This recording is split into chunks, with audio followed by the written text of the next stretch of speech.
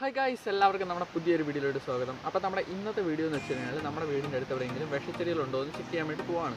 അപ്പോൾ ഈ വീഡിയോ നമ്മൾ ഇവിടെ വെച്ചിട്ടാണ് എടുക്കുന്നത്. അപ്പോൾ ഇവിടെ അടുത്ത് എവിടെയെങ്കിലുമൊക്കെ വിഷച്ചെടികളുണ്ടെങ്കിൽ നമ്മൾ അതിനെ പറ്റിയിട്ട് ചെറുതായിട്ടൊന്ന് ഒരു റിവ്യൂ ആണ്. അപ്പോൾ ഈ വീഡിയോയിലോട്ട് പോകുന്നതിന് മുമ്പ് നിങ്ങൾ എൻ്റെ ചാനൽ ഇതുവരെ സബ്സ്ക്രൈബ് ചെയ്തില്ലെങ്കിൽ സബ്സ്ക്രൈബ് ചെയ്യുക. അതോടൊപ്പം തന്നെ നോട്ടിഫിക്കേഷൻ ബെൽ ബട്ടനും ഇനേബിൾ ചെയ്യുക. പിന്നെ നിങ്ങൾ ഇതുകൊണ്ട് നിങ്ങളുടെ വീടിൻ്റെ അടുത്ത് ഏതെങ്കിലുമൊക്കെ വിഷച്ചെടികളുണ്ടെന്നുണ്ടെങ്കിൽ അത് കമൻറ്റ് ചെയ്യാനായിട്ട് മറക്കരുത്. അതിൻ്റെ പേര് ഒക്കെ തന്നെ കമൻറ്റ് ചെയ്യാനായിട്ട് മറക്കരുത്. അപ്പോൾ പിന്നെ നമുക്ക് നേരെ വീഡിയോയിലോട്ട്. നമ്മൾ ഈ വിഷച്ചെടികൾ എങ്ങനെയാണ് തിരിച്ചറിയുന്നതെന്ന് വെച്ച് കഴിഞ്ഞാൽ നമുക്കിപ്പോൾ പെട്ടെന്നൊരു ചെടി കാണുമ്പോൾ വിഷച്ചെടിയാണോ അല്ലയോ എന്നൊന്നും മനസ്സിലാക്കേണ്ടി വരില്ല. പക്ഷേ ഒരു ഗസ് നമുക്ക് ചെയ്യാനായിട്ട് കഴിയും. കാരണം ഈ സാധാരണ ചെടികളൊക്കെ കരിഞ്ഞുണങ്ങി നിൽക്കുന്ന ആ ഒരു സ്ഥലത്തിട്ടും ഈ വിഷച്ചെടികൾ നല്ലതുപോലെ നിൽക്കാനായിട്ടുള്ള സാധ്യതയുണ്ട്. കാരണം ആ ചെടിക്കകത്തുള്ള ഒരു വിഷം എന്ന് വെച്ച് കഴിഞ്ഞാൽ അതിനെ പ്രൊട്ടക്റ്റ് ചെയ്യാൻ വേണ്ടിയിട്ടുള്ളതാണ്. അപ്പോൾ അതെന്തായാലും അതിനെ സഹായിക്കാതിരിക്കില്ല. അപ്പോൾ അത് കീടങ്ങളൊക്കെ അതിനെ ആക്രമിക്കാനുള്ള സാധ്യത കുറവാണ്.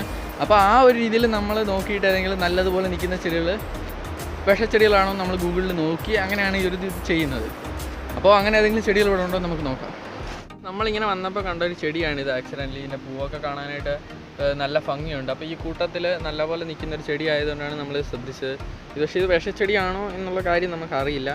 വന്നപ്പോൾ ഈ ഒരു ഭാഗത്ത് വളരെയധികം കാട് പിടിച്ച് കിടക്കുന്നുണ്ട്. അപ്പോൾ ഇവിടെ ഏതെങ്കിലുമൊക്കെ പോയിസണസ് ചെടി കാണും. അപ്പോൾ നമുക്ക് അപ്പോൾ അങ്ങനെ നോക്കിയപ്പോൾ നമ്മൾ ഒരെണ്ണം കണ്ടു. അപ്പോൾ ഇതാണ് ആ പോയിസണസ് ആയിട്ടുള്ള ചെടി. ഇത് നമ്മുടെ കുന്നിക്കുരു പിടിക്കുന്ന ചെടിയാണ്. ഇതിവിടെ ഒരുപാട് പടർന്ന് കയറിയിട്ടുണ്ട്. അതുകൊണ്ട് നമുക്കിവിടെയൊക്കെ കാണാം. അതുപോലെ തന്നെ ആ ഒരു ഭാഗത്ത് ഒരു പടർന്ന് കയറിയിട്ടുണ്ട്. പിന്നെ ഈ ഒരു ചെടിയുടെ പ്രത്യേകത വെച്ച് കഴിഞ്ഞാൽ ഇത് മരത്തിൽ കയറുന്ന പോലെ തന്നെ ഗ്രൗണ്ടിലൂടെ ഇത് പടരുന്നുണ്ട്. എന്തുകൊണ്ടാണെന്നറിയില്ല. ഇവിടെ മറ്റു ചെടികളൊക്കെ പുഴു കുത്തിയിരിക്കുമ്പോൾ ഈ ഒരു ചെടി നല്ലതുപോലെ തന്നെ നിൽപ്പുണ്ട്. അത് ചിലപ്പോൾ ഇതിനകത്ത് വിഷത്തിൻ്റെ ഒരു സാന്നിധ്യം കൊണ്ടായിരിക്കും. പക്ഷേ ഇതിനകത്ത് ഇതുവരെ കുന്നിക്കുരു പിടിച്ചിട്ടൊന്നും നമുക്ക് കാണാൻ പറ്റിയില്ല. പക്ഷേ നമ്മളതിങ്ങനെ നോക്കി വന്നപ്പോൾ ഒരു പൂ ഇതിനകത്ത് പിടിച്ച് നിൽപ്പുണ്ട്. ഇതാണ് ഈ കുന്നിക്കുരുവിൻ്റെ പൂവ്. നമ്മുടെ പയർ പോലെ തന്നെയാണ് ഈ കുന്നിക്കുരു പിടിക്കുന്നത്. അപ്പോൾ അതുപോലെ വന്നിട്ട് അതിനകത്താണ് ഈ കുന്നിക്കുരു ഇരിക്കുന്നത്. അപ്പോൾ ഇവിടെ എവിടെയെങ്കിലും കുന്നിക്കുരു കാണുമായിരിക്കും. പക്ഷേ ഇവിടെ അടുത്തെങ്കിലും നമ്മൾ ഇതുവരെ കണ്ടില്ല. അപ്പോൾ ഗായ്സ്, നമ്മൾ ഈ കുന്നിക്കുരു നോക്കിക്കൊണ്ടിരുന്നപ്പോഴാണ് ഇവിടെ നമ്മളൊരു മരം കണ്ടത്. അപ്പോൾ ഈ ഒരു മരത്തിൻ്റെ പേര് ചാരി എന്നാണ്. ഈ ഒരു മരം പലരിലും അലർജി ഉണ്ടാക്കുന്ന ഒരു തരം മരമാണ്. കാരണം ഈ ഒരു മരത്തിൻ്റെ കമ്പ് നമ്മൾ ഒടിക്കുകയാണെന്നുണ്ടെങ്കിലോ അങ്ങനെയൊക്കെ ചെയ്യുമ്പോൾ നമുക്ക് ഒരു ചൊറിച്ചിലുണ്ടാകാനുള്ള സാധ്യതയുണ്ട്. അപ്പോൾ ഇതിനകത്ത് ഏതോ ഒരു കെമിക്കൽ സബ്സ്റ്റൻസ് അലർജി ഉണ്ടാക്കുന്നതാണ്. പക്ഷേ ഇത് എല്ലാവരിലും ഈ ഒരു അലർജി ഉണ്ടാക്കത്തില്ല. അപ്പോൾ ഈ ഒരു മരത്തിൻ്റെ ഇല നമ്മൾ നോക്കുകയാണെങ്കിൽ തന്നെ നമ്മുടെ പാലയുടെ ഇല പോലെ തന്നെ സാമ്യമുള്ള ഇലയാണ്. അപ്പോൾ നമ്മൾ ഈ ചെടി കാണുവാണെങ്കിൽ പരമാവധി ഇത് ഒടിക്കാതിരിക്കാനായിട്ട് ഇതിൻ്റെ കമ്പുകൾ ചെറിയ മരത്തൈകളൊക്കെ ആയിട്ട് നിൽക്കുകയാണെങ്കിലും ഈ മരത്തിനൊന്നും ചെയ്യാതെ വിട്ടേക്കുക. കാരണം ഇതിൻ്റെ ചൊറിച്ചിൽ വരുവാണെന്നുണ്ടെങ്കിൽ അലർജി വരുവാണെന്നുണ്ടെങ്കിൽ നമുക്ക് വളരെ പ്രയാസമാണ് അത് പോകാനായിട്ട്. അപ്പോൾ ഈ ഒരു മരം നമ്മളത് ശ്രദ്ധിക്കുന്നത് നല്ലതാണ്. നമ്മൾ നേരത്തെ പറഞ്ഞ ലക്ഷണങ്ങളൊക്കെ ഉള്ളൊരു ചെടി നമുക്കിവിടെ കാണാനായിട്ട് കഴിഞ്ഞു. കാരണം ഇവിടെ ഒരുപാട് ചെടികൾ നശിച്ചിരിക്കുകയാണെങ്കിൽ പോലും ഈ ഒരു ചെടി നല്ലതുപോലെ കിളിച്ചിപ്പോണ്ട്. അതെന്താണെന്ന് അറിയില്ല. കാരണം നമുക്കതൊന്ന് ഈ ഒരു ചെടി ഗൂഗിളിൽ നോക്കാം എങ്ങനെയാണ് വിഷച്ചെടിയാണോ അല്ലയോ എന്ന്. അപ്പോൾ ഈ ഒരു ചെടി ഇവിടെയൊക്കെ ഒരുപാട് നിൽപ്പുണ്ട്. ഒത്തിരി സ്ഥലത്ത് നിൽപ്പുണ്ട്. നമുക്കങ്ങ് വളരെ ദൂരെ നോക്കുകയാണെങ്കിൽ തന്നെ ഈ ഒരു ചെടി കാണാനായിട്ട് പറ്റും. അത്രയധികം ഈ ചെടി ഇവിടെ പിടിച്ചിരിപ്പുണ്ട്. ചിലപ്പോൾ ഇവിടെ അധികം വെള്ളം ഉള്ളത് കൊണ്ടായിരിക്കും ഇത് പിടിച്ചിരിക്കുന്നത്. ഈ ഒരു ചെടി നല്ലപോലെ നിൽക്കുന്നതിൻ്റെ കാരണം എന്താണെന്ന് വെച്ചിട്ടുണ്ടെങ്കിൽ ഇത് മഞ്ഞളിൻ്റെ ഫാമിലിയിൽ വരുന്നൊരു ചെടിയാണ്. അപ്പോൾ നമ്മൾ ഇതിൻ്റെ ഒരു ബേസിലോട്ട് നോക്കുകയാണെങ്കിൽ തന്നെ നമുക്ക് മഞ്ഞൾ പോലെ തന്നെ ഒക്കെ തന്നെ ഇതിനകത്ത് കാണാനായിട്ട് കഴിയും. പിന്നെ ഈ ഒരു ചെടി നല്ലപോലെ നിൽക്കുന്നത് മഞ്ഞളിനുള്ള പോലെ തന്നെ ആൻറ്റിബയോട്ടിക് എഫക്റ്റ് ഈ ഒരു ചെടിയും കാണും. അതുകൊണ്ടാണ്. അപ്പോൾ ഈ ഒരു ചെടി പക്ഷേ എഡിബിളായിട്ടുള്ളൊരു ചെടിയല്ല. അപ്പോൾ ഇത് പിച്ച് ആരും കഴിക്കുകയൊന്നും ചെയ്യരുത്. പിന്നെ അതുപോലെ തന്നെ ഇവിടെ നല്ല വെള്ളത്തിൻ്റെ അളവ് നല്ലപോലെ ഉണ്ട്. കാരണം ഇതൊരു തോടിൻ്റെ അടുത്താണ് ഇരിക്കുന്നത്. അപ്പോൾ നമ്മളിങ്ങനെ നോക്കുകയാണെങ്കിൽ ഇവിടെയൊക്കെ തോടിൻ്റെ സൈഡിലാണ് പിടിച്ചിരിക്കുന്നത്. അതുകൊണ്ട് ഇവിടെ ആയിരിക്കും നല്ലപോലെ പിടിച്ചിരിക്കുന്നത്. നമ്മൾ ഈ ഒരു ഭാഗത്താണ് ഈ മഞ്ഞൾ പോലത്തെ ചെടി കണ്ടത്. അപ്പോൾ ഈ ഒരു ചെടി നമ്മൾ നോക്കി വന്നപ്പോഴാണ് ഒരു വലിയൊരു കാര്യം കാണുന്നത്. അതായത് വളരെ പോയിസണസ് ആയിട്ടുള്ളൊരു ചെടി നമ്മളിവിടെ കണ്ടു. അപ്പോൾ ആ ചെടി ഏതാണെന്ന് ഞാൻ കാണിക്കാം.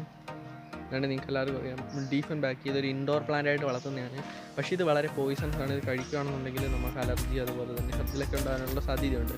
അപ്പോൾ നമ്മൾ നോക്കുകയാണെങ്കിൽ ഈ ചെടിയുടെ ഒരു പൂന്തോട്ടമാണ് ഇത് എന്ന് വേണമെങ്കിൽ പറയാം. അതുപോലെ ഇവിടെ ഈ ചെടി പിടിച്ചിരിപ്പുണ്ട്. അപ്പോൾ ഈ ഒരു ചെടി പോയിസണസ് ആയതുകൊണ്ട് തന്നെ ഇതിനെ മറ്റ് ജീവികളെ പെട്ടെന്ന് ആക്രമിക്കുകയൊന്നുമില്ല. അതുകൊണ്ടാണ് ഇത് ഇത്ര നല്ലപോലെ പെരുകിയിരിക്കുന്നത്. പിന്നെ ഇലക്കകത്ത് കാൽസ്യം ഓക്സലേറ്റുള്ള ഉണ്ട്. അതാണ് ഇതിനൊരു ഇമ്മ്യൂണിറ്റി കൊടുക്കുന്നത്. പിന്നീട് കണ്ടൊരു ചെടിയാണ് ഈ ഒരു ചെടി. അതായത് ഒരു ക്ലൈംബറാണ്. ഇത് നമ്മുടെ മണി പ്ലാന്റ് ആണ്. ഇന്ത്യൻ മണി പ്ലാന്റ് ഇതാണ് ഇതിൻ്റെ പേര്. അപ്പോൾ ഈ ചെടി നല്ലപോലെ ഈ മരത്തിനെ കവർ ചെയ്ത് കയറിപ്പോയിട്ടുണ്ട്. ഈ ചെടിയും വളരെ പോയിസണസ് ആയിട്ടുള്ളൊരു ചെടിയാണ്. അപ്പോൾ ഈ ചെടിക്കൊരു പോയിസണസ് എഫക്റ്റ് കൊടുക്കുന്നതും ഇതിൻ്റെ ഇലയിൽ അടങ്ങിയിട്ടുള്ള കാൽസ്യം ഓക്സലേറ്റാണ്. ഈ ചെടി ഇവിടെ ഒരുപാട് പിടിച്ചിരിപ്പുണ്ട്. അപ്പോൾ ഇതും വളരെ പോയിസണസ് ആയിട്ടുള്ള ചെടിയാണ്. ഈ ചെടി നമ്മൾ ഇലയൊക്കെ തിന്നുവാണെങ്കിൽ നമുക്ക് നേരത്തെ പറഞ്ഞ പോലെ ഒരു അലർജിക്ക് എഫക്റ്റ് ഉണ്ടാകാനുള്ള സാധ്യതയുണ്ട്.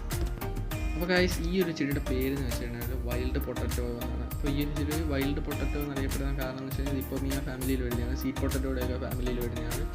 അപ്പോൾ ഈ ഒരു ചെടിയുടെ സീഡിലാണ് പോയിസണസ് ആയിട്ടുള്ള പാർട്ട്. അപ്പോൾ സീഡ് നമ്മൾ കഴിക്കാതിരുന്നാൽ മതി, അതിനകത്താണ് ഒരു പോയിസൺ ഉള്ളത്. മറ്റു ഭാഗങ്ങളൊന്നും അത്ര കുഴപ്പമുള്ളതല്ല. പിന്നെ ഇത് നമ്മൾ വീട്ടിലൊക്കെ നട്ട് വളർത്താനായിട്ട് കൊള്ളാം, കാരണം അതിൻ്റെ പൂവൊക്കെ എന്ന് വെച്ചാൽ നല്ല മനോഹരമായിട്ടുള്ള പൂവ് തന്നെയാണ്.